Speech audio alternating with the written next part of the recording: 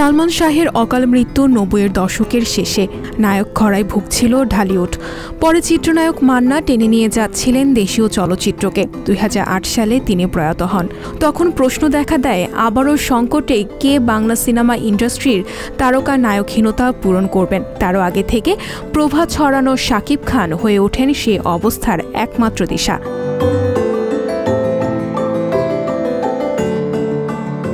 Shakib Khan Dhallywood king হয়ে আজকের দিন পর্যন্ত বাংলাদেশের জনপ্রিয় ধারার চলচ্চিত্রে সবচেয়ে বড় আস্থার নাম। অনেক বিতর্ক সত্ত্বেও তিনি দর্শক নন্দিত। আরও বড় কথা, সিনে প্রযোজকরা তার উপর বিনিয়োগে পান নির্ভরতা।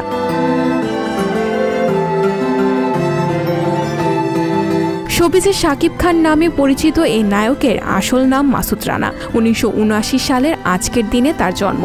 শাকিবের বাবা সরকারি চাকুরিজীবী, তার মা গৃহিণী। তার এক ভাই ও এক বোন আছে। বন্দরনগরে নারায়ণগঞ্জে শৈশব কেটেছে তার। ছোটবেলা থেকেই তিনি ছিলেন সিনেমা পাগল। নিজের আগ্রহে বড় হতে হতে তার এফডিসি মুখী যাতায়াত।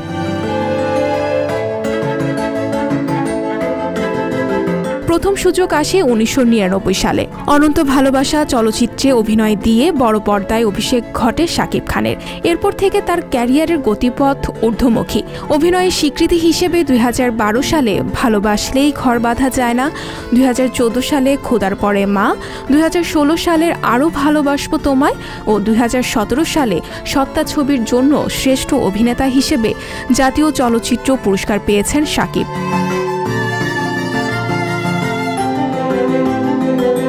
আজকে শাকিব খান শুধু একজন নায়ক নন, তিনি ছবি প্রযোজনা সহ আরও বহু কিছুর নিয়ন্ত্রক। তার ব্যক্তি জীবনের কিছু ঘটনা অনেকের পছন্দ না হতে পারে, কিন্তু ঢাকাই ছবির বাস্তবতায় তার প্রভাব অস্বীকারের সুযোগ নেই কারো।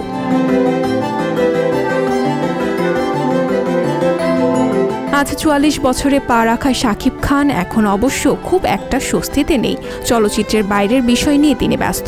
অভিযোগ ও মামলা সংক্রান্ত বিষয়ে গত কয়েক সপ্তাহ জুড়ে তিনি আলোচনায়।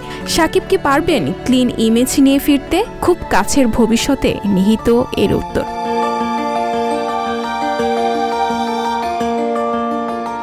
সঞ্জিদা শম্পা, সংবাদ প্রকাশ।